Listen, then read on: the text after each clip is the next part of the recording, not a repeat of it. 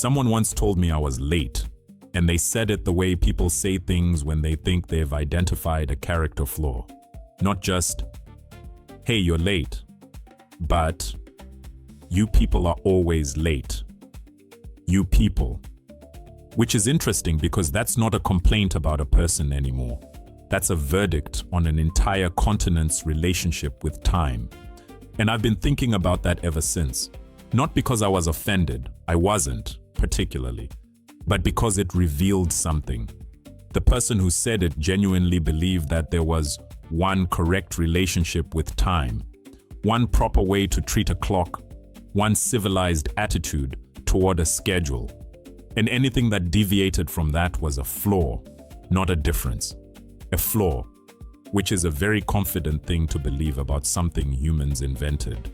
Because clocks aren't natural, schedules aren't natural. The idea that 2 p.m. means something, that is a human construction, a relatively recent one. And somehow, one version of that construction became the correct version, and everything else became a character flaw. Welcome to Explain It Like I'm from Uganda. I'm Tobias. Today we're talking about time, what it means, who decided, and why African time is not a flaw. It's a philosophy, a very old one. Let's get into it. Here's something most people don't know. The Western understanding of time, the one with the clocks and the deadlines and the calendar notifications, is linear. It moves in one direction, forward, past, present, future. A straight line stretching from a beginning toward an end. You're either ahead of the line or behind it. That framework is so embedded in modern culture that people have stopped noticing it's a framework. It just feels like reality. Like, of course, time moves forward. What else would it do? But here's what's interesting. The African understanding of time, across many cultures, many traditions, is not linear. It's event-based. Time is not a container that events fall into.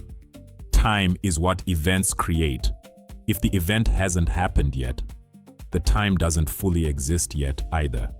And if the event is happening, then you are in the time of that event, not 5 minutes late to it. In it. The Kenyan philosopher John Mbiti wrote about this extensively. He described African time as two-dimensional, a long past, a present, and virtually no future. Not because Africans couldn't conceive of the future, but because the future in this framework only becomes real when it becomes present. Until then, it's potential, not scheduled. Now, I know what some people are thinking. That sounds inconvenient. And in certain contexts, yes, it is inconvenient. I'm not going to pretend otherwise. If you need to catch a flight, event-based time is not your friend. But that's not the question. The question is whether this way of relating to time is a flaw, or whether it's a different operating system entirely. And I'd argue it's the second thing. To understand African time properly, you have to understand Ubuntu. Ubuntu is a Bantu philosophical concept. The phrase most people know is, I am because we are. In Nguni languages, Umuntu, Ngumuntu, Ngabantu. A person is a person through other persons. Now that sounds like a nice saying, the kind of thing you'd put on a motivational poster with a sunset behind it. But it's not a sentiment, it's an ontology. It's a statement about what a person actually is. Descartes said, I think therefore I am. The self as the starting point. The individual as the fundamental unit of reality. Ubuntu says, I am because we are. The relationship as the starting point. The community as the fundamental unit. And here's where time comes in. If your philosophy centers the individual, then time is personal. My schedule, my deadline, my calendar, my time is mine to protect. If your philosophy centers the community, then time is communal. We gather when we gather. The event is complete when the people are present. not when the clock says we should be. This is not laziness. This is a coherent response to a different set of values. When your grandmother is telling a story, the story is done when it's done. Not at the 45-minute mark, because the story is not a product to be delivered. It's an event being created between people.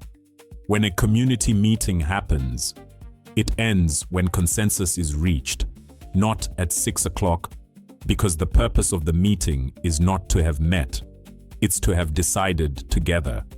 You've probably been in meetings that ended on time and solved nothing. You know the type. Everyone checks their watch. Someone says, "Let's take this offline." The meeting ends. The problem remains. Technically, punctual. Practically, pointless. The African approach would look at that meeting and say, "You showed up on time and left on time and accomplished nothing, and you call that efficient." Interesting. Let's talk about what actually happened. When European colonizers arrived in Africa, they brought with them a very specific set of technologies and systems: clocks, calendars, timetables, shift work, railway schedules. These were not neutral tools.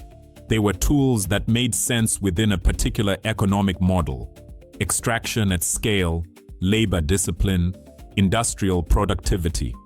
And they required a specific relationship with time. You had to be somewhere at a specific hour, every day, on the hour, or the system breaks. That system was imposed, in many cases by force. And the relationship with time that didn't fit it, the communal, event-based, Ubuntu-aligned relationship, was reframed as a deficiency, not as a different philosophy, a deficiency. And here's what's interesting about that reframing. It stuck. It stuck so hard that today, in 2026, there are Africans who joke about African time with a kind of embarrassed self-awareness, like it's a quirk we need to apologize for. Like our grandparents' relationship with community and presence was something slightly wrong with us that we just haven't fixed yet. That part bothers me, not even in a dramatic way. It bothers me quietly, because we absorbed someone else's verdict about our own philosophy and started repeating it. Look, I'm not saying that punctuality has no value. It does, especially now. The world runs on coordinated time. If you have a meeting with someone in Singapore while you're in Kampala, you both need to show up at the same moment. That's just how it works.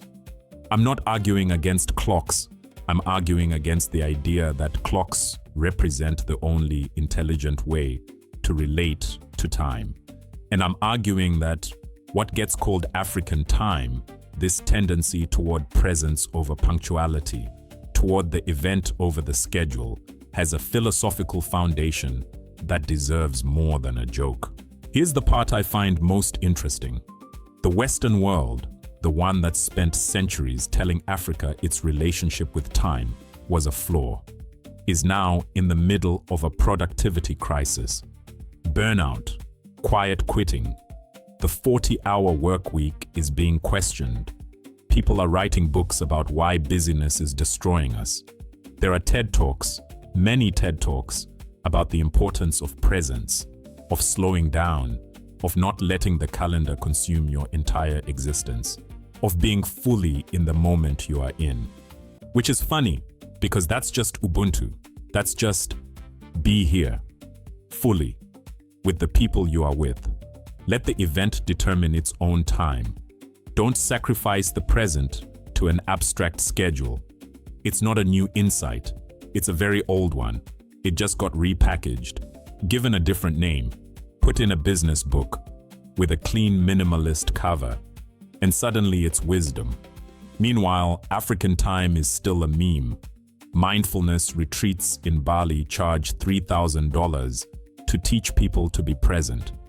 And the grandmothers who have been doing that for free at every family gathering for generations, they're still the punchline. I'm not saying this to make anyone feel bad.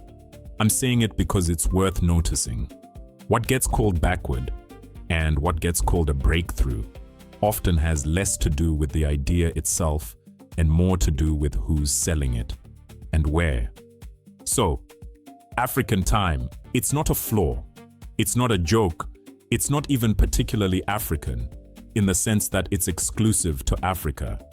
It's a philosophical position, a coherent one, that places human presence and communal experience above the abstract authority of a clock. Ubuntu says, "I am because we are." That philosophy doesn't work on a strict timetable, because you cannot schedule the quality of human connection. You cannot put presence in a calendar invite. You cannot outlook your grandmother's stories into a 45-minute slot and expect the full thing. Now, none of this means that being consistently 3 hours late to everything is a philosophical statement. Some people are just late. That's just that. But the broader pattern, the orientation toward people over schedules, events over timekeeping, presence over punctuality, that's not a malfunction, that's a value system. And the world is spending a lot of money right now, slowly arriving at the same conclusion. Ubuntu didn't come with a Google Calendar. But maybe Google Calendar should come with more Ubuntu. That's episode 3. I'm Tobias. This is Explain It Like I'm from Uganda. New episode every Saturday. Share this with the person who tells you you're always late. Let them sit with it.